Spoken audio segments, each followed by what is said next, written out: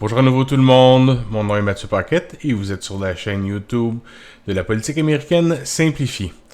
Alors, lors de la dernière capsule, on a parlé du collège électoral, on a expliqué un petit peu comment ça fonctionnait, les bases, les principes de base du fonctionnement. Aujourd'hui, on va parler des trois branches du gouvernement américain. Je pourrais faire une vraiment très très longue vidéo, là, je pourrais vous en parler pendant 1 heure ou deux, mais comme le but de ces capsules se veut d'être un peu divertissant, mais quand même court et éducatif, on va s'en tenir à autour de 10 à 15 minutes. Je vais mettre une image à l'écran, vous allez voir les trois branches du gouvernement américain qui se nomment les branches de l'exécutif, le législatif et le judiciaire.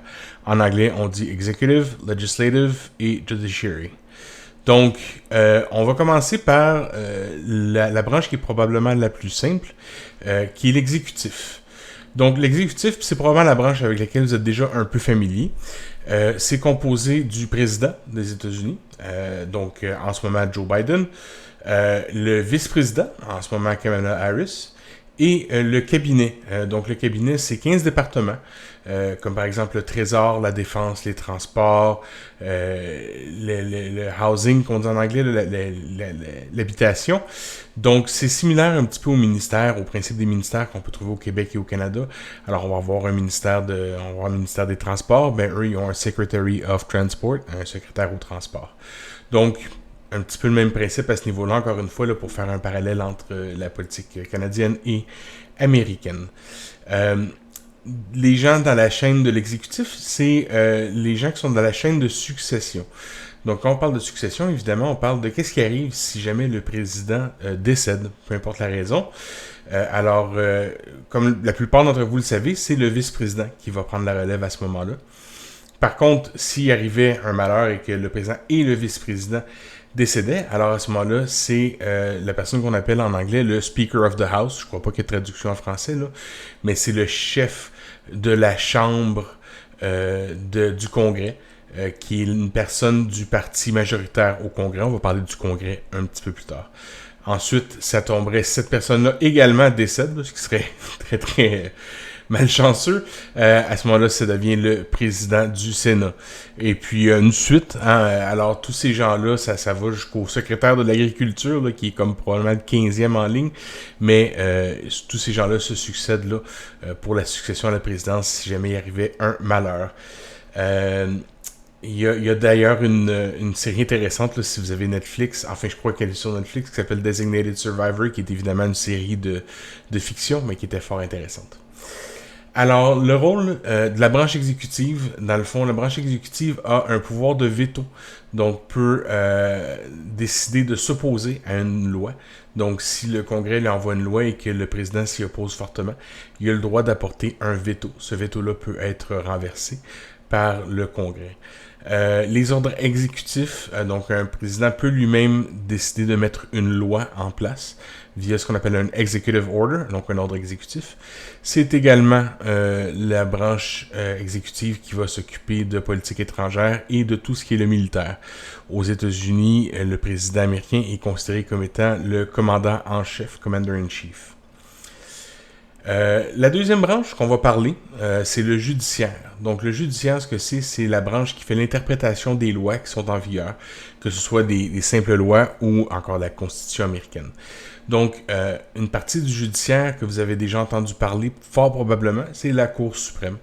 Donc, la Cour suprême aux États-Unis qui fait partie de la branche judiciaire, 9 juges qui sont mis à cet endroit-là.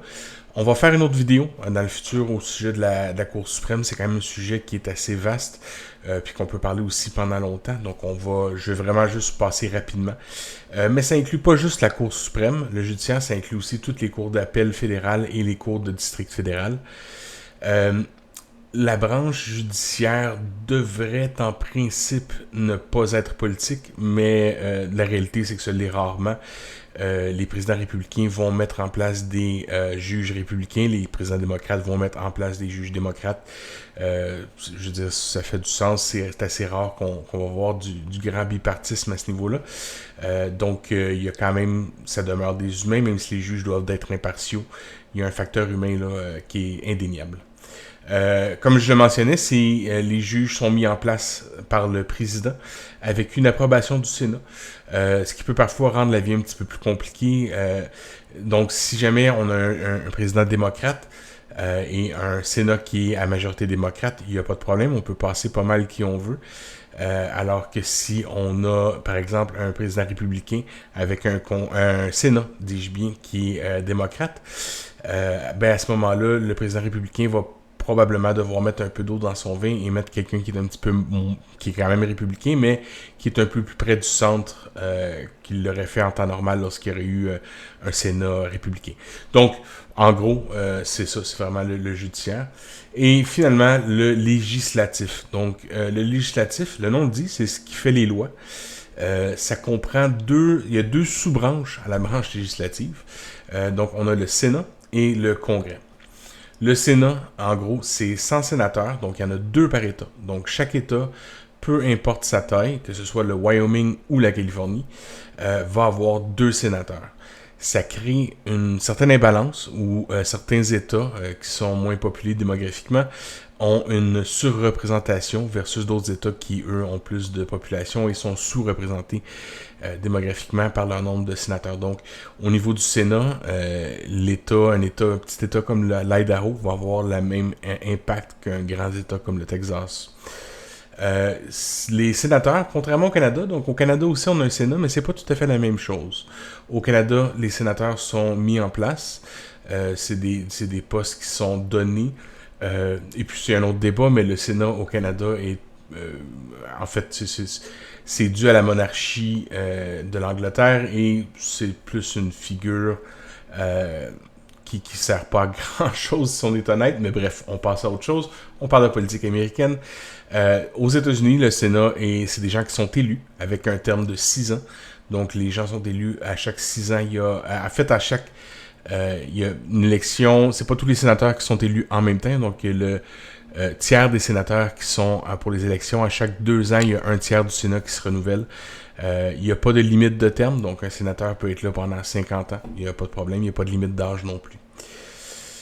Au niveau des responsabilités du Sénat, c'est eux qui vont confirmer les nominations présidentielles, ratifier les traités et les lois.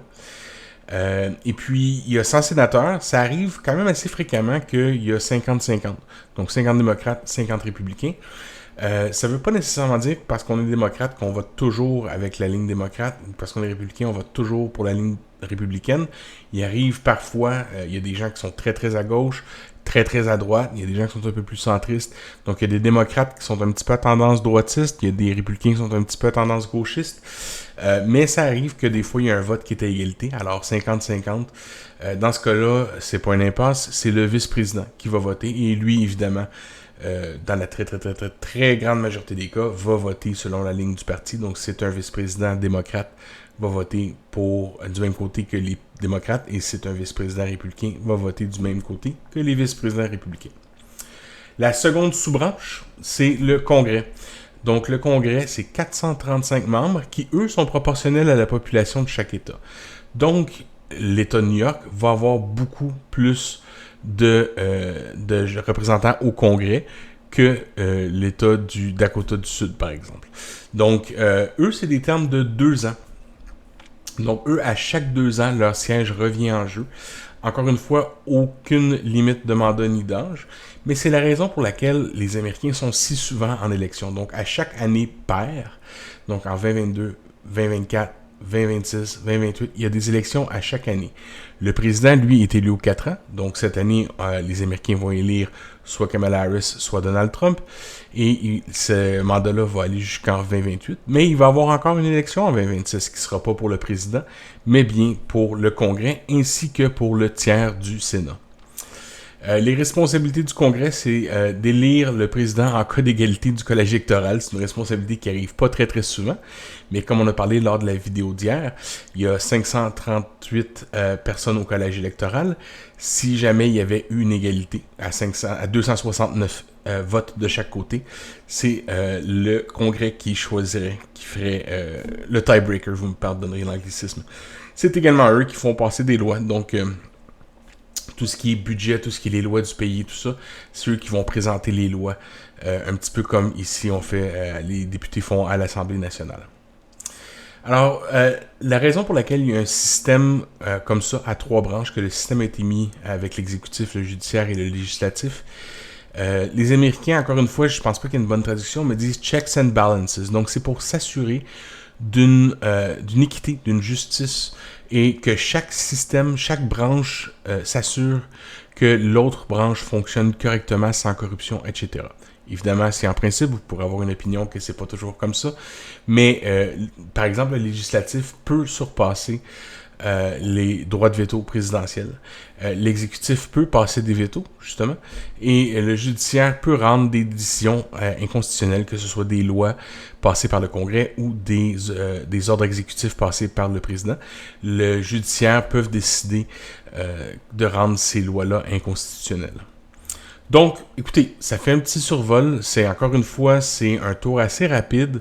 Je voulais pas rentrer trop dans le détail, vous donner trop d'informations, en faire une capsule d'1 heure.